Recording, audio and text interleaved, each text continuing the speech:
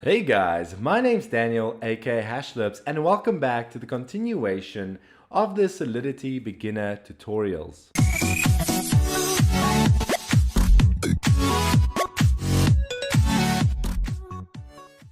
Up until this point, we have discussed a lot of concrete concepts in the Solidity programming language space as well as general coding structures.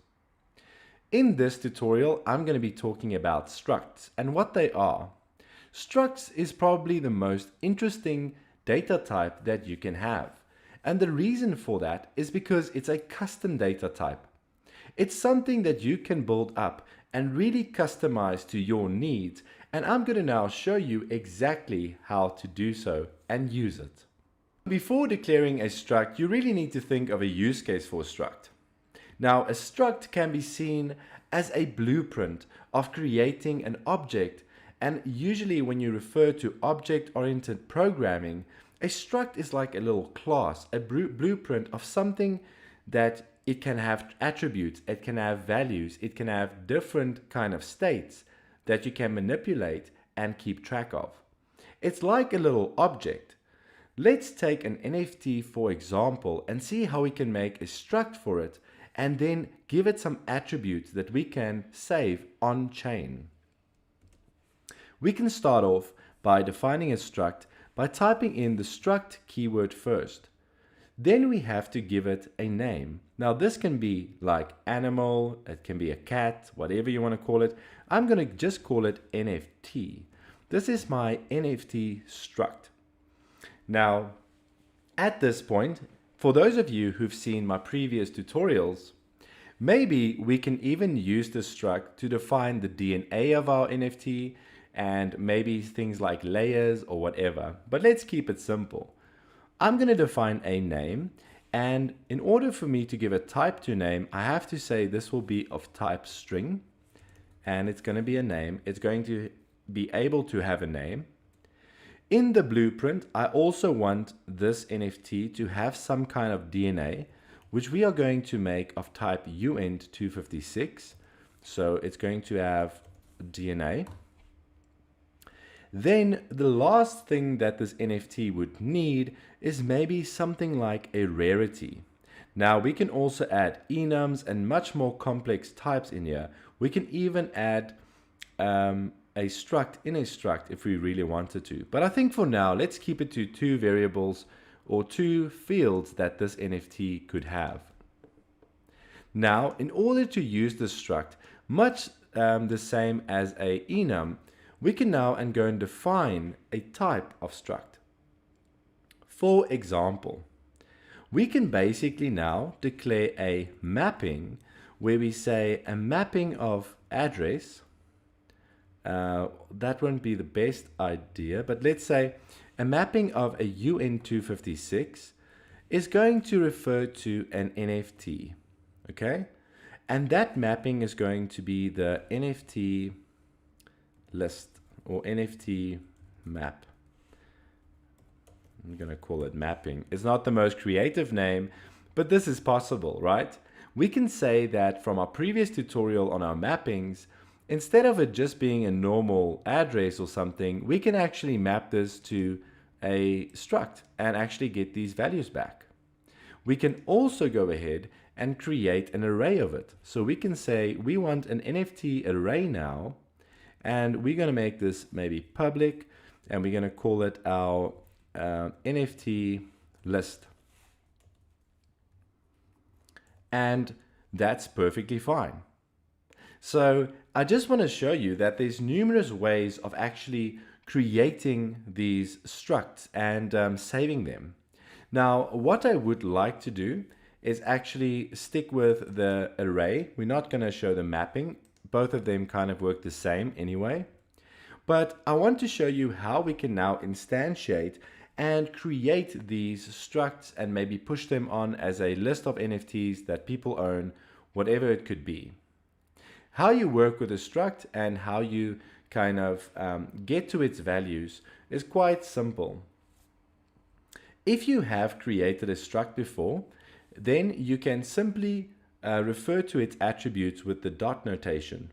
and I'll show it to you in just a second. So let's start off by creating a function. So type out a function, and in here we're going to say add NFT.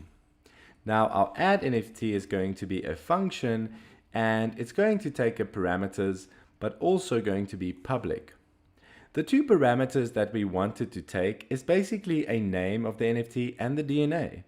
So we're going to say we need a string of name, and I'll get to this in a bit later, but we need to add memory when we work with strings. Then I'm also going to say that we need to have a UN256, and this is going to be our DNA, right? Once we have this, we actually set up to immediately start adding to our array. If you can remember, adding to an array is pretty simple. All you have to say is .push.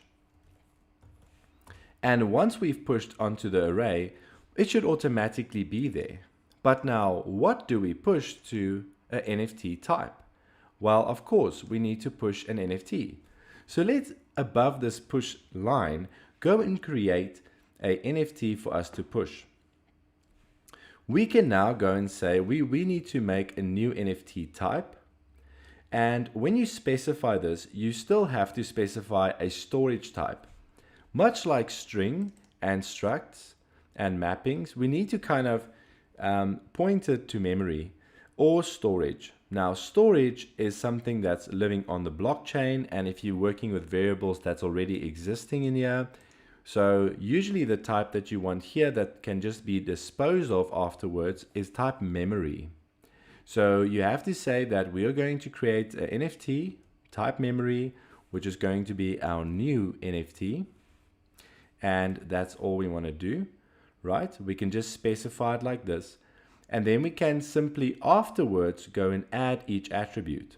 So because our NFT, this one, because it's of type NFT, will be able to have a name and a DNA, you can say new NFT.name is equal to something. Also, you can say new NFT.DNA is also equal to something, right? And the somethings that we can equal them to is our parameters that's being passed in through our function at the top.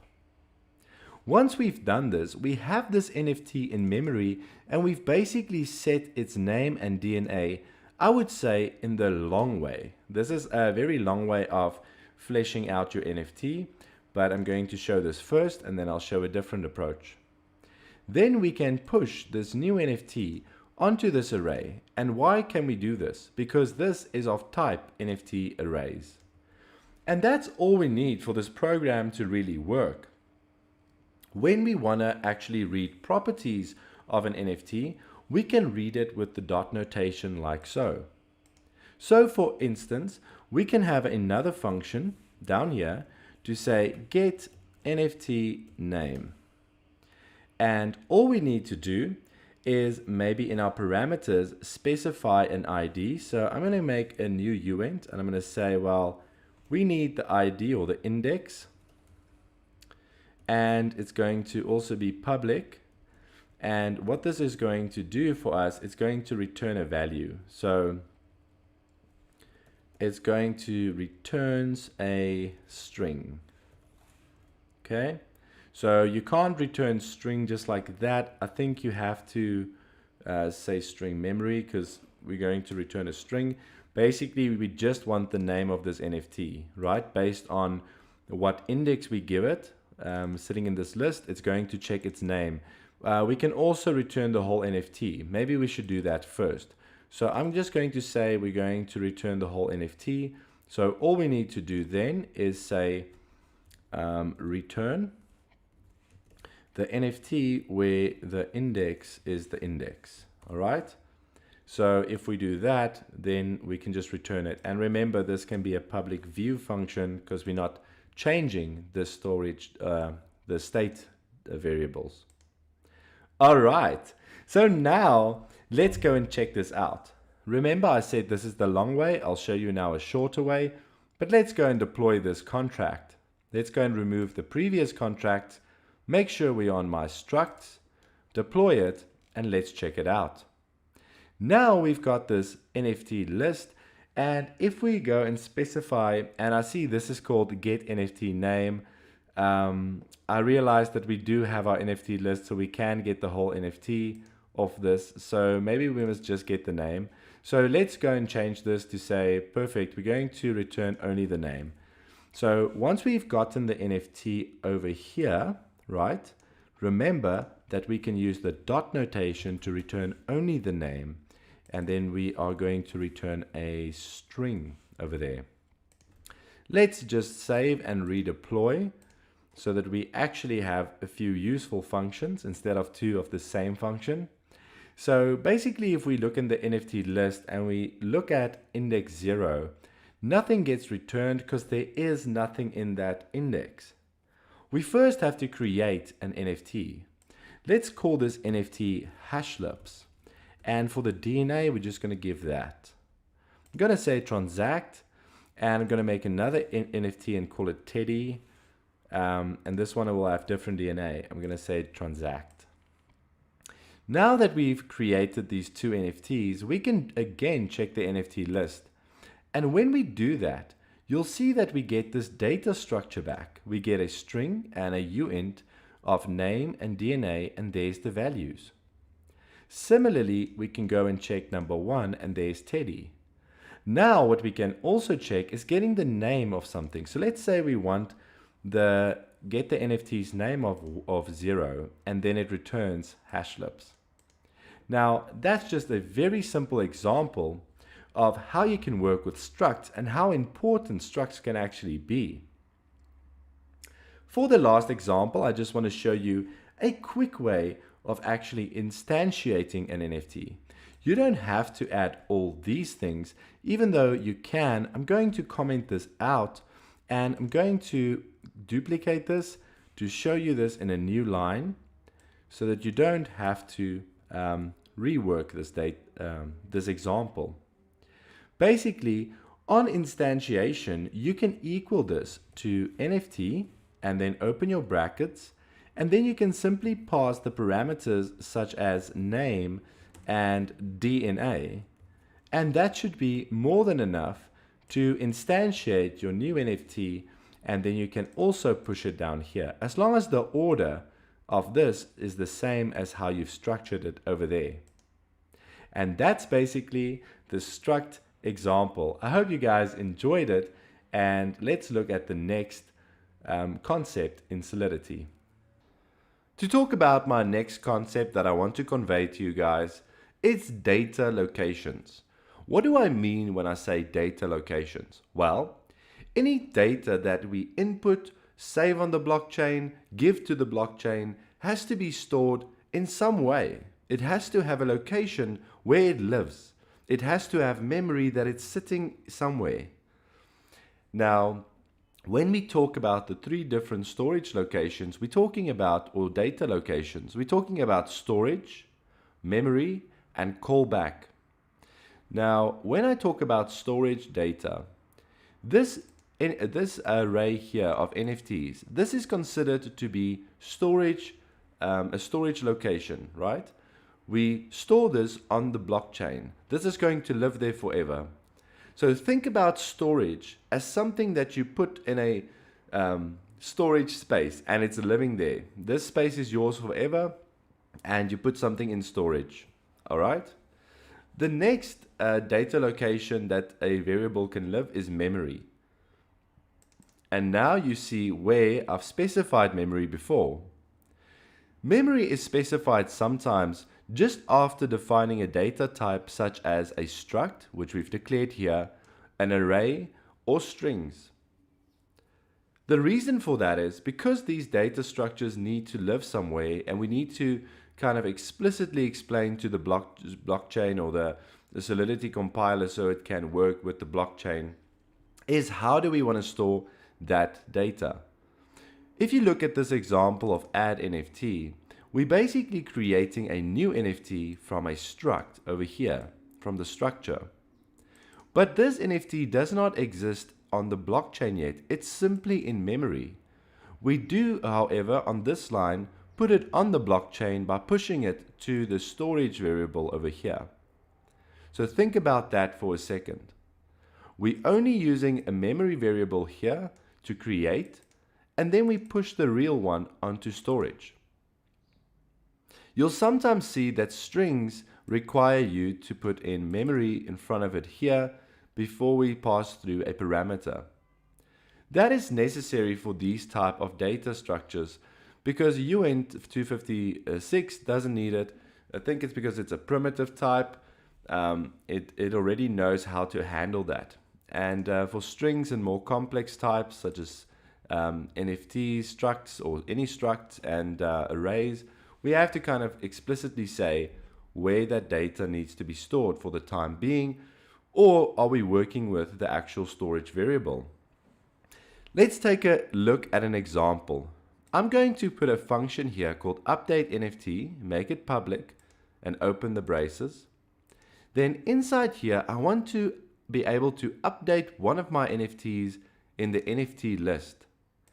This will be an example where we explicitly tell the blockchain that we are working with the variable that's already on the blockchain and simply modifying it.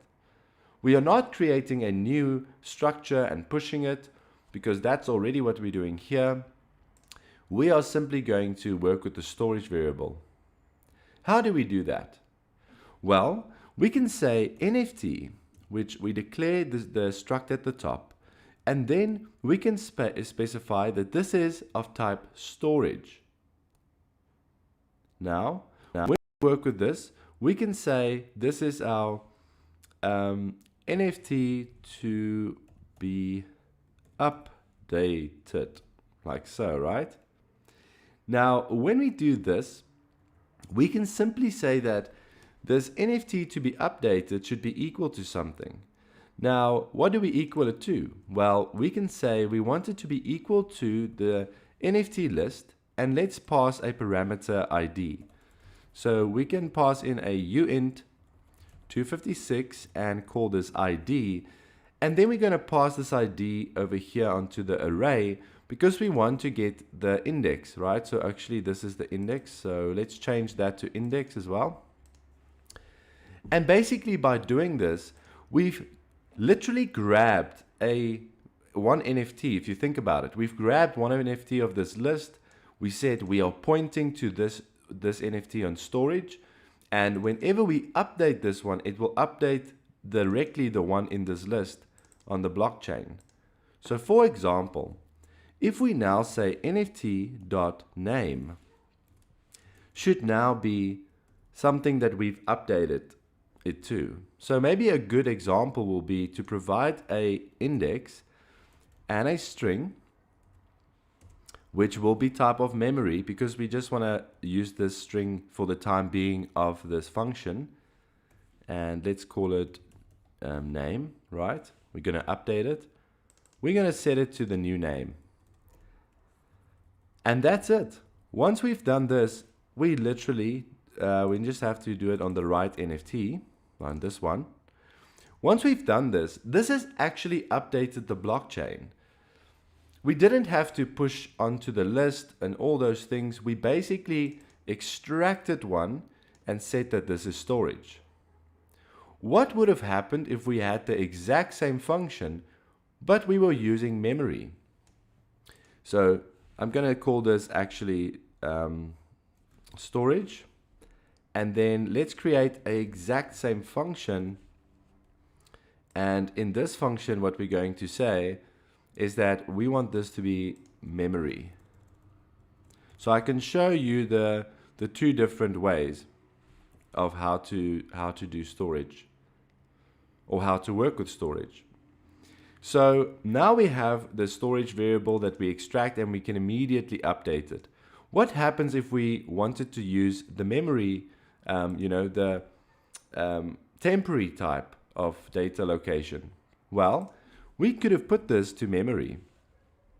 And then what will happen is that we say that this NFT to be updated is now in memory, and it comes from this list, but this simply makes a copy of that item. So if we do this, if we say NFT to be updated name is equal to name, you can see that it doesn't change the blockchain, And from previously, you can see that the warning says that we can simply make this a view function because it's not updating the blockchain. What we'll need to do is still add this line where we have to select the NFT list and then go and find wherever this index is. So we still need to go NFT list, then go and find where the index is, like so.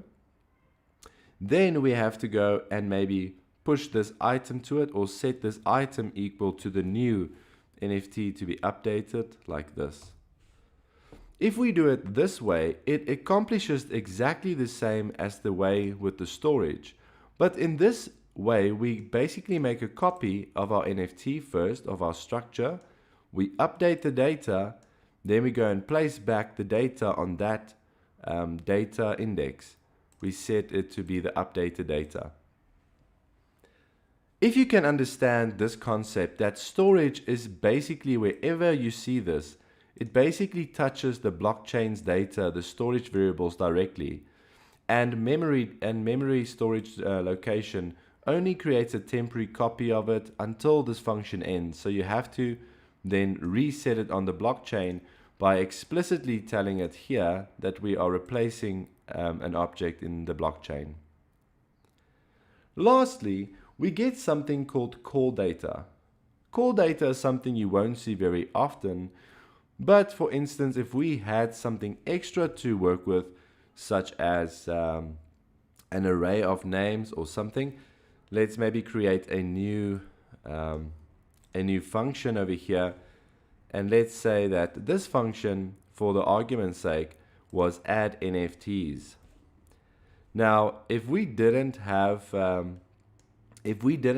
any way of explaining how to add NFTs, and we wanted to add bulk NFTs, you can specify it, and let's say we want to pass in NFTs array, and then especially with arrays, apparently you have to make it call data, okay, and then we're going to call this our NFTs, like so.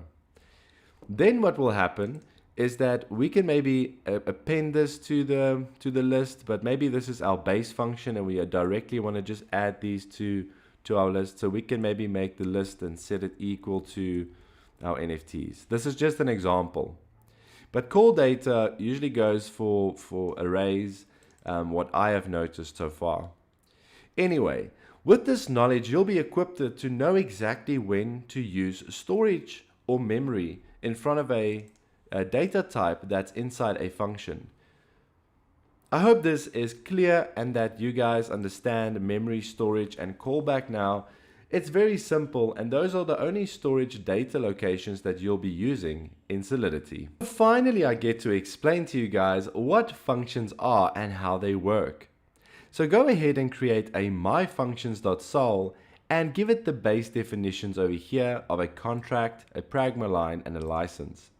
You can then also go ahead and create these 4 variables. We've just created an integer, a string, a boolean, and an array type for me to show you how to work with functions and different parameters, as well as how to execute data and return data. What we want to do, and remember that these variables are seen as storage variables, they live on the blockchain. What we want to do sometimes is update the storage variables. We want to make a change, we want to return something to a user, or we want to act on data being given to the blockchain. How do we do that? We use things that's given to us to make it easier, like functions. Functions can contain any type of logic and can also call other functions inside of a contract. Let's create an example of that. To create a function, we need to create a function signature. Much like creating variables, we start off with a keyword. This time it's called function. You've seen me use it in the previous videos, so you might be used to this by now. A function can have a name, and we do need to give it a name. So let's give this function a name, and let's basically call it myfunc. Now, myfunc over here needs parameters sometimes, and parameters can go in between these brackets. What are parameters? Parameters are things that's given to a function on the call of the function. So for instance, if we wanted to call this function, we sometimes need to present it with some extra data for it to work with. Functions also don't need to have parameters, so I'm going to explain to you that as well. I'm going to say that this is going to be public, and then we need to open and close the curly braces. Like we've discussed before, public is the scope of who can call this function, so that's why this would be there. So that means that everyone outside of this contract will be able to see this function, and whatever is inside this function up until the last curly brace of this function will be executed. Now, functions can have if statements, loops, it can have data manipulation, it can basically do anything you want it. Functions also come in a wide variety of signatures. Like I've explained before, we can have pure functions, view functions, functions that return data, and we're going to explain them all right here, right now. Let's take an example of the very basic function that literally does nothing, but only return to us something that we've explicitly explained. So we are going to call this my pure function. So func is just a shorthand name for function. So let's call it my pure func. And basically I want this function to take in a parameter. Well, it doesn't even have to. By the definition of a pure function, it just doesn't need to depend on anything of the blockchain. So let's give it two parameters if we wanted to. So how you specify parameters, you give the data type. Then I usually add an underscore here to determine and to tell myself this has nothing to do with Solidity, but to tell myself that this is a parameter and that I'm going to be using it only in this function. So let's call it x. So we're going to pass in an x and we're going to pass in a y, like so. We can call it whatever we want to. But I'm just going to take these two arguments as an example. Now, let's go ahead and create a pure function. Like I said, a pure function cannot touch the blockchain at all. So let's say we wanted to work with the data x and y. Let's say that we actually want to take and see what is x, because we know it's an integer, plus y. We can do that, but we need to kind of return it or do something with the data, at least so that we can see that this function is a useful function. We don't want to create unuseful functions. At this point, this function would be seen as pure, and the warning will tell us that this should be pure because it's not doing anything to the blockchain. That's why sometimes after the public, you can specify the word pure, view, virtual, and override. There's a bunch of these how can I say, names that you give a function to tell the Solidity compiler what it's basically its purpose is. And this is pure because it's not changing any of the data over there. Now, to make this function useful, we can return something from a function. We can basically return this to the user because currently only this function will know about this, execute, and not do anything else. How do we return values in Solidity? You specify the returns, plural, statement, and then in brackets you tell it which data type you want to return. Now, because we are using UN256, we can work with UN256 return values, or we can cast it in some kind of other value.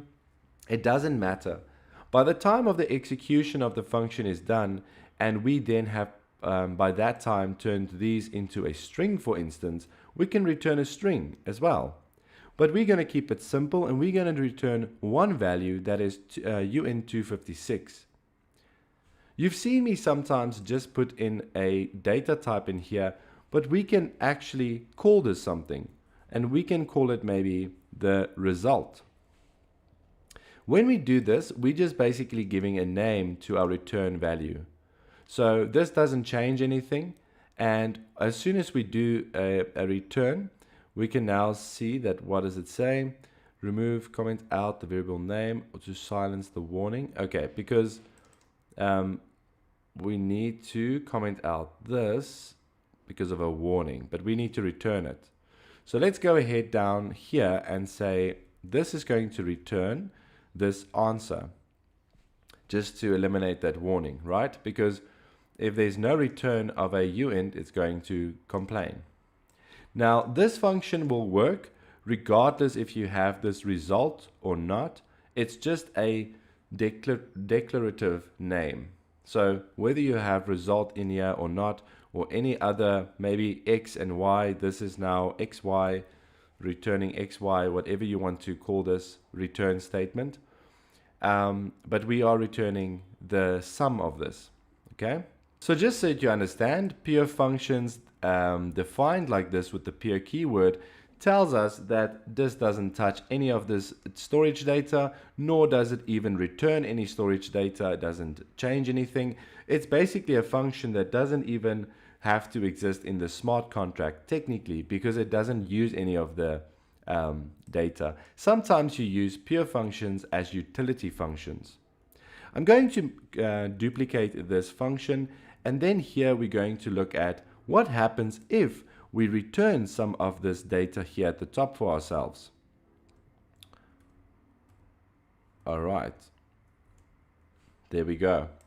So I'm going to call this my, and you see that this compiler complains because we can't have the function with the same signature.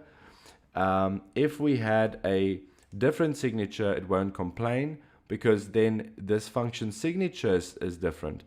A function signature is recorded in the Solidity compiler and then creates an ABI, how functions looks that you call.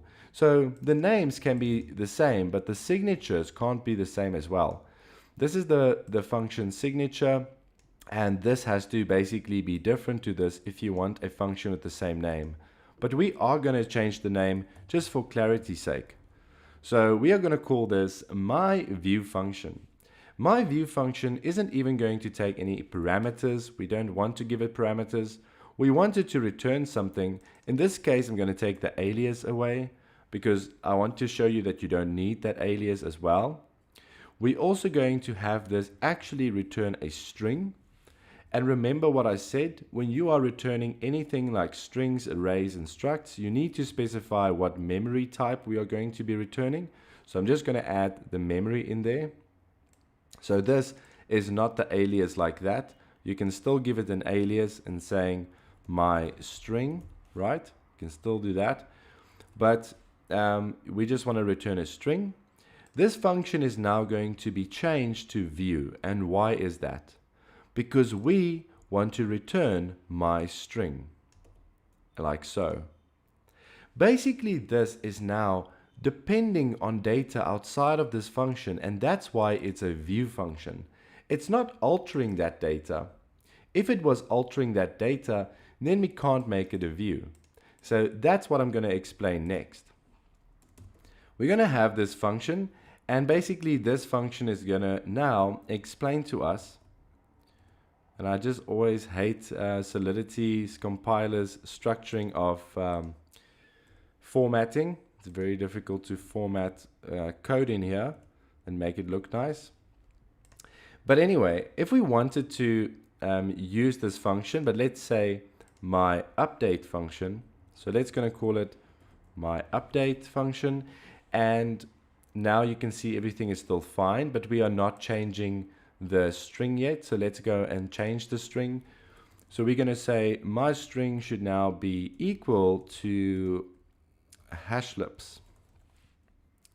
Once we've done this, right, you can see that the compiler now recognizes that this is no longer a view function, and it also doesn't return anything because it doesn't return return this. We can go ahead and then after this go and say return my string, like so, but we also need to specify then what we're working with. So if this was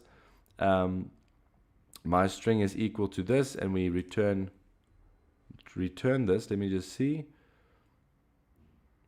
default payable, Okay, so we need to, let me just see.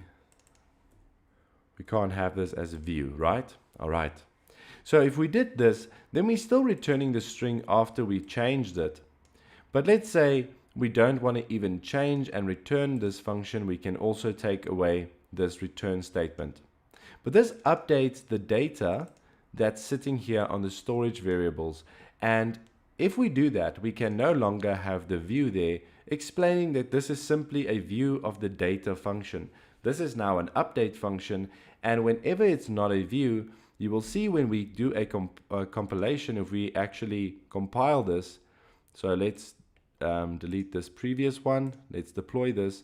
You'll see that the button actually turns orange because it means that this is going to be a transaction. This is going to ask you to pay gas fees to actually perform this action in this function.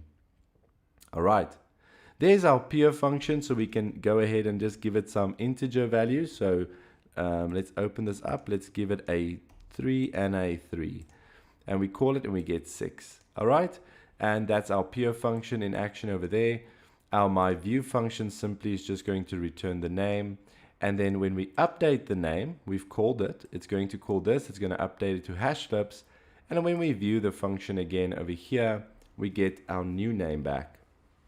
That's just simply functions, the basic functions that you have, and kind of working with the view. Now, there is something extra that I want to explain, and that is the scope variable. There's an extra variable that you can add to functions, which is external. Now, you do know that we get private. Private meaning that only this smart contract will have access to this function, so we can call this function inside of itself. We can basically go and in this function, for example, go and call the view function and execute it actually like this. You execute a function by giving it its brackets, and if it needs any parameters, you put it in, but this basically calls this function. It won't be useful to us here at the moment, but maybe we can save the data that it's being returned. So for instance, if we wanted to save the data from that function above, we can do something like this. We can say string, maybe we want to specify it as memory, and I'm going to say this is my saved string. All right. If we do something like this, we basically taking the return function, we're taking the string that's being returned from this function because we are calling it, and we're saving it to a new string because it's returning as a type of string to memory. And then maybe we can return that string, right? Just as an example. So this is just a way for us to work with functions and see how it works. It's pretty cool. So anyway, that being said, after these functions are declared, like I said, there's another one. There's not only private, there's public, there's also external. External functions, and this is the last like scope type that you have to know about, but external functions can only be called outside of the contract.